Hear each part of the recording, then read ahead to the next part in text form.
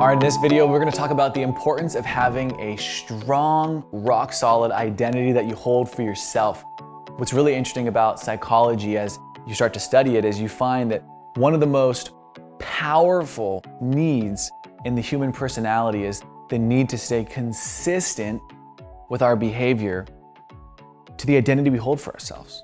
Meaning that if you see yourself a certain way and you hold an identity for yourself, very, very difficult for you to behave a way that's incongruent to the identity.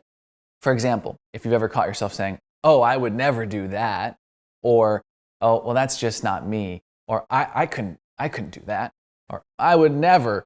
Those are all because you see yourself a certain way. Therefore, because that's the identity you hold for yourself of your personality, you could never do that. You couldn't see yourself doing that. "Oh, I wouldn't, I couldn't." And that's all just by your identity. You would and you could and maybe even you should. The problem is the identity you hold for yourself can limit you from taking specific actions. And the craziest thing is as we get older and as we mature, we kind of start to change the identity we hold for ourselves. I hope you don't have the same identity for yourself now as an adult that you might have when you were a child, right? When you wanted to be a superhero or something. You change your identity as you go through certain experiences. So what's crazy about that is you go through different experiences and then you let yourself give yourself permission that it's okay now that I changed my identity. And it almost happens underneath our conscious radar. We don't really know what's happening. You probably can't say, every year I sit down and I just change my identity. Oh yeah, last week I just chose to change my identity. It doesn't happen like that. It happens very quietly underneath our conscious, where all of a sudden some experience happened over months, maybe even years. We start to form an identity. And some people, especially as we get older, they are so rock solid, firm in who they are and their identity that it's very hard for them to learn something new or to do something different because that's just the way they are. Like it's very hard to get an older person who's maybe had decades of a bad habit of eating unhealthy to suddenly get them to start eating healthy if they have decades of holding an identity for themselves that I just don't do that. It's very hard for them to magically change their identity. Number one reason why people don't end up achieving their New Year's resolutions because they didn't change their identity. It's a new year, doesn't mean it's a new you. It's the same you. It's just a new year. And so you say, I'm going to change my behavior because I want to get in better shape, or I want to make more money, or I fill in the blank, new goal, want to achieve that. The problem is everyone just tries to change the behavior because they want to get a new result. But how does behavior get changed?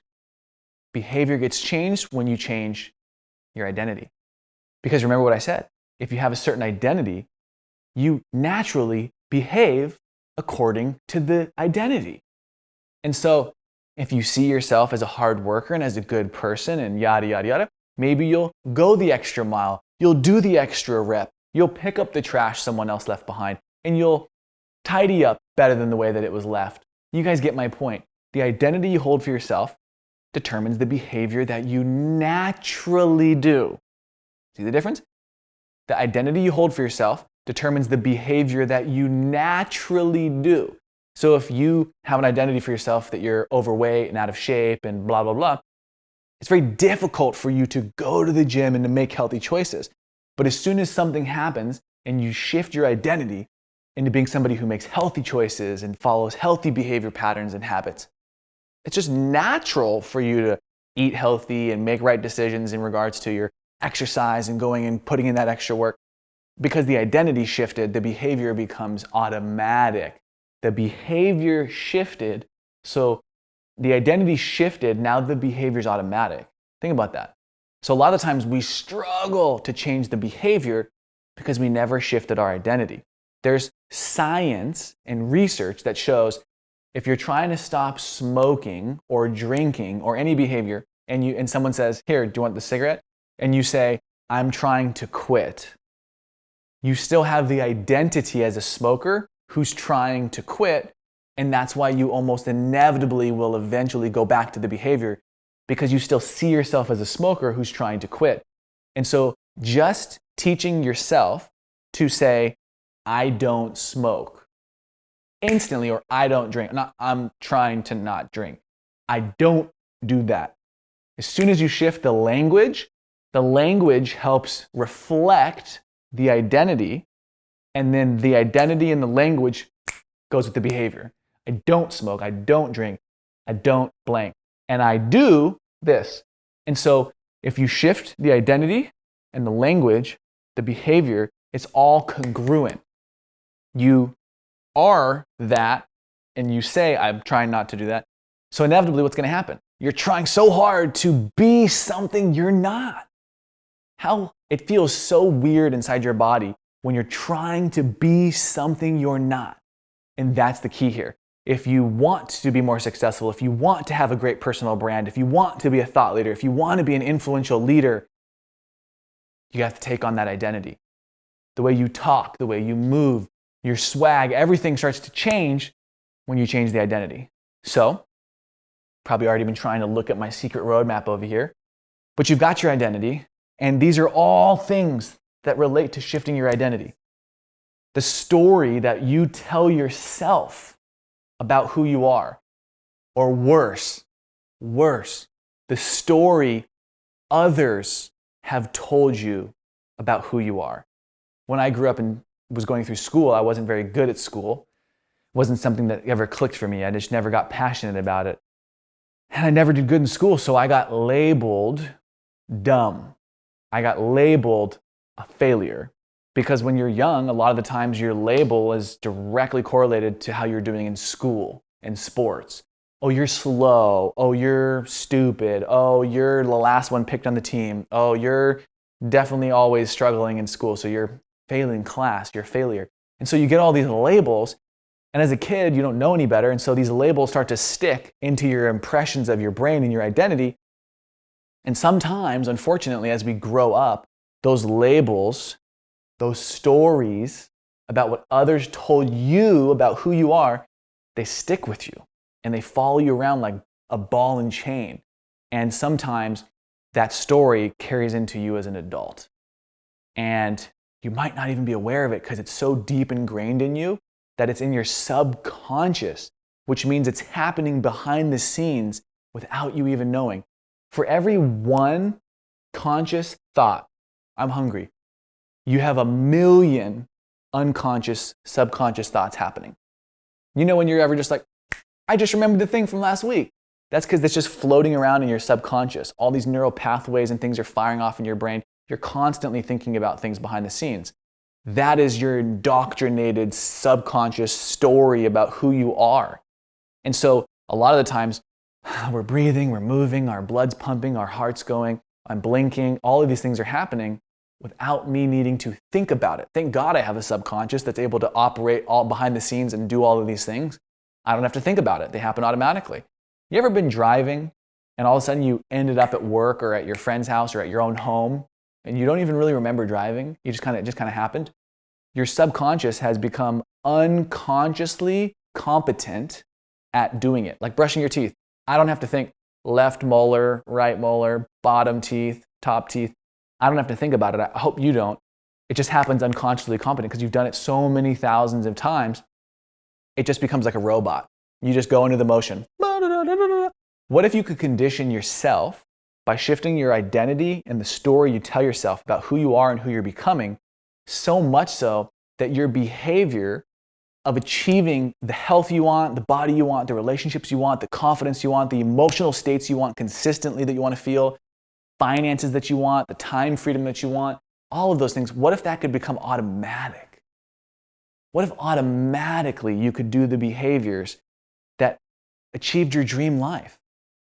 And that's what I'm talking about here. So a lot of the times people struggle to go through the course, or they struggle to finish reading a book, or they struggle to finally actually achieve that goal they set because they're just trying to change the behavior.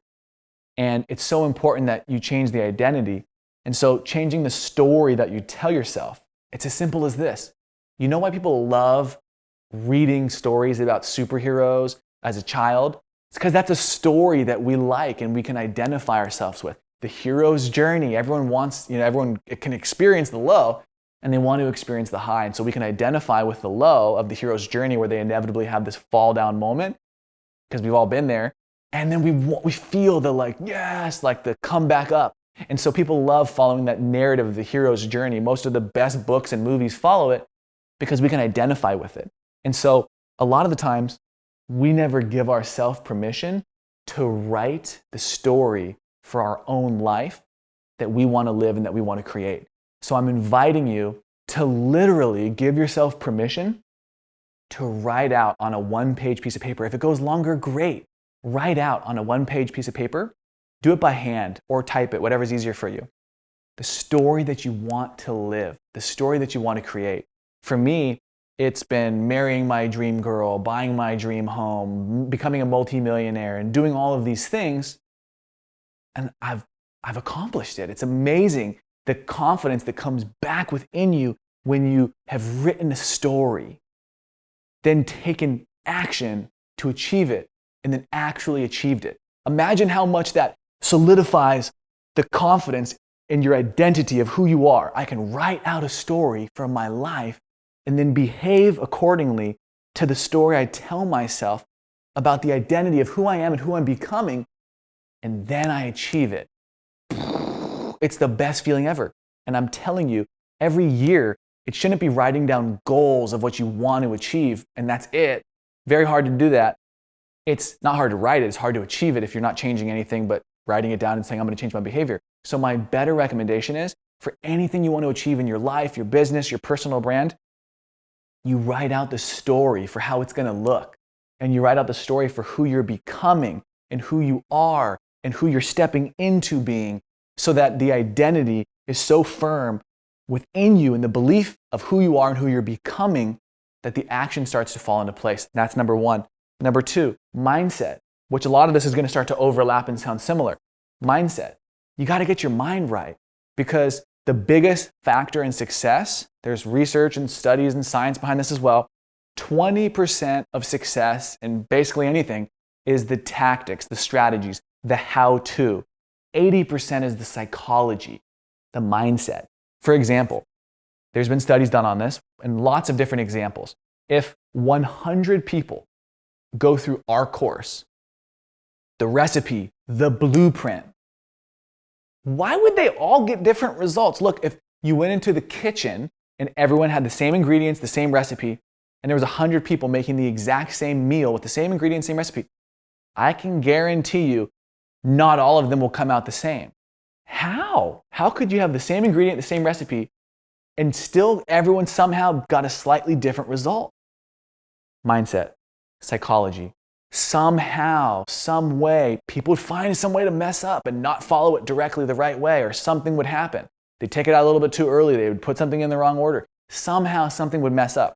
And it's the same thing in business, the same thing in life. Look, we all have access to the internet. We all have access to smartphones and social media.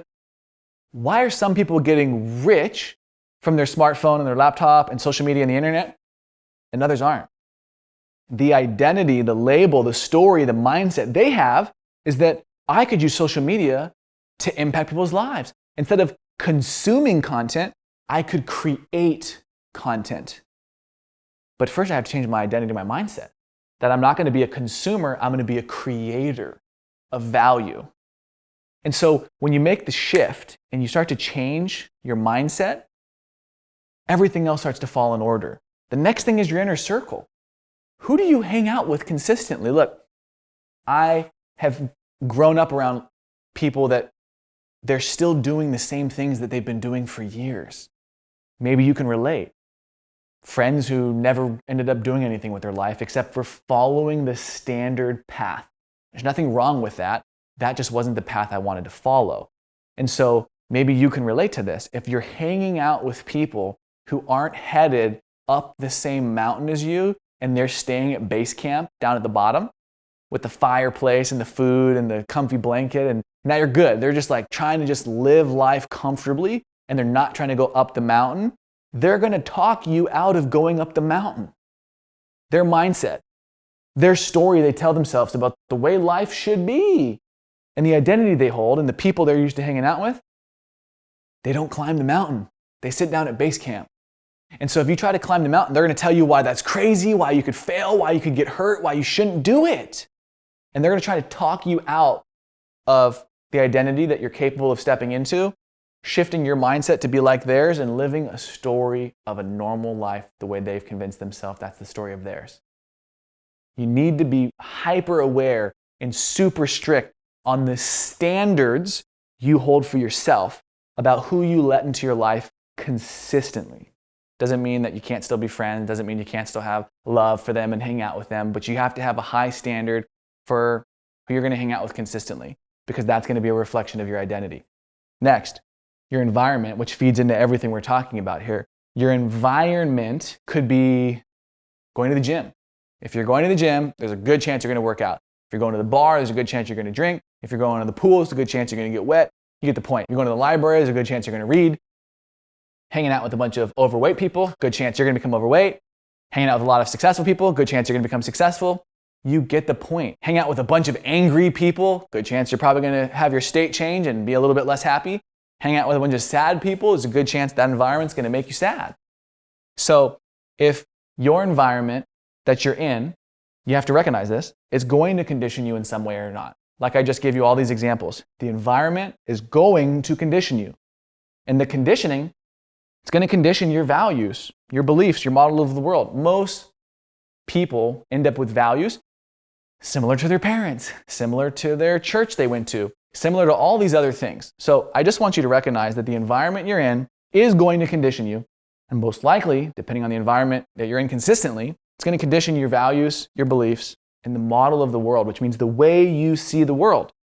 Then, your values, beliefs, and model of the world, that's ultimately going to influence how you think, how you feel, and how you behave. So your environments condition you, ultimately conditioning you consistently for your values, beliefs, and model of the world. And then it's going to condition how you think, feel, and behave. And if the way you think, feel, and behave consistently happens because it's become an identity, your identity has become conditioned, you are now going to consistently think, feel, and behave a certain way. A depressed person who has an identity, I'm depressed, I'm sad, I'm angry, they tell themselves a story over and over and over again, reinforcing the identity. They obviously have a certain type of mindset. They're probably hanging out with other people that are also semi-depressed or angry or whatever.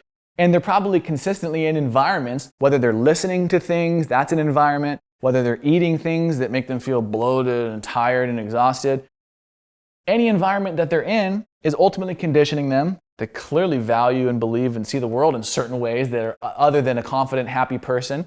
And so they're thinking, feeling, and behaving consistently. And if you start to think, feel, and behave a certain way consistently throughout your life, you're definitely going to get certain results. And those results, if they continue to happen over and over again, ultimately becomes your destiny. And so your environment is everything. You have to, again, who you hang out with is an environment. What you eat is an environment. What you listen to is an environment. What you watch is an environment. Everything's an environment. So there's a bunch of research as well that shows if you live in a very sloppy, unorganized home, that conditions you a certain way. If you have a very sloppy, unorganized desk, you're less productive. You procrastinate more. And there's just research that shows this, and you can probably relate to a lot of the things I'm saying because there's been moments in our life where we've either seen it, experienced it ourselves, or we've experienced it through somebody else. And so environment is everything. The environment is ultimately going to dictate your mindset in the story, and it's going to dictate the people you hang out with, and it's going to dictate the habits that you have. And so the things that you consistently do, those are obviously habits. And so one of the studies out there shows that if you want to have good momentum throughout your day, if you want to be proactive, not reactive, not checking my phone, waiting for the news or the media or my social media feed or phone calls, it's not waiting to react to external stimuli in the world around me, but instead putting on my horse blinders and being proactive. I am going to pursue my goals, my mission, my vision for why I'm here on this planet. Instead of being like, I got no idea who I am, what's going on. I'm just going to go around with the day and just react to everything around me. Oh, someone texted me. Hold on, not working right now anyways. And they're just reacting instead of proactively going about their day. The research shows, have a good morning routine. Most people's morning routine is waking up, checking their phone, reacting to emails, reacting to text messages, reacting to social media, reacting to the news. And what happens is you've instantly conditioned your brain for reacting to everyone else and conditioning your brain with everyone else's agenda, everyone else's stuff going on in their world, not your own. So, good thing to do, don't check your phone. It's hard to do. Trust me, I'm a person. I like to check my phone too first thing in the morning. And it's become a habit, morning routine habit, and it starts to become a habit. We just naturally just touch our phone constantly and check it. So it's important that you interrupt that pattern and try not to check it constantly. And if you do, maybe a good way to do it is just turn your phone off. But my phone is my alarm. Get a real alarm. It's 2020. You can go get an alarm if you want. You can go get a regular alarm for $2 or $5 or $10 on Amazon, and it'll be at your house in a day. So there's ways around it. Don't make excuses. That's a big one though, because if you don't do that, then it helps you be proactive. Next thing that I recommend, you can come up with your own morning routine. A great book to read on morning routines is called The Miracle Morning by Hal Elrod. The Miracle Morning. Great book. Helps you get started on having great morning routines. But basically, my morning routine is wake up, focus on a couple things I'm grateful for, read. I like to always have some fresh book, maybe 3 books that I'm going through. Usually I read what I need. So if I need a little motivation, I'm reading a book on motivation. If I need to become the best in the world at marketing and sales and personal branding and psychology and communication, then I'm always reading books like that. As I go through different phases in my business growth, I need to get better at accounting and investing and finance. So I'm reading books like that. So read what you need. Don't be like, Bill Gates recommended the top 10 books that he likes. They're probably on company culture, changing the world, and things of that nature. Look, those might be great books to read at some point, but they're probably not what you need right now. So read what you need. So in the morning, you're filling your mind with the right stuff that's going to help you in your life right now. What's most relevant to you now. Not because this is a good book that someone said I should read, but because this is a book that you actually need right now in your life or in your business. So read what you need. Then I like to have my bookmark. Inside my book, as I'm reading, my bookmark to save the page is a little 1-page little thing that tells me about my mission, my vision, my goals, who I'm becoming, my little one paragraph story, and then positive affirmations right here, affirmations about, I'm confident, I'm smart, and telling myself these things because as cliche and silly and stupid as it might sound, it goes back into your identity. And so all of these things stack up in your life, and ultimately, after months and after years, you have created underneath your radar of consciousness, without even knowing all of these things are happening anyways, you have created an identity for yourself. And when you've created an identity for yourself, your behavior becomes automated. Your behavior becomes automatic. You're not even aware. Just like brushing your teeth and driving home, sometimes it just happens. You don't even have to think about it. You're unconsciously competent at behaving a certain way, and your life just kind of goes on by. But what if you took control of all of these factors with a level of awareness that you now have, and you were able to start conditioning and reinforcing the identity you want to have for yourself? And like I said, when you get the rock solid identity that you need to have for who you are and who you're becoming, because of the life that you want to live and the emotions you want to consistently experience and the people you want to have in your life and the health and the body you want to have and the money that you want to make and the experiences, all of that happens when you have the right identity, because the behavior becomes automatic. So instead of trying to go through the course and try to achieve all these great things without shifting your identity, it all happens when you start to take control of all of these things. It's not easy. It's definitely not going to happen overnight. It's going to take time, like the stone chipper, just chipping away at the stone to start to sculpt a new identity and belief that you have for who you are, who you're becoming, and what you can achieve. Hope this training is helpful for you as you work on getting in alignment with the identity that you can create for yourself.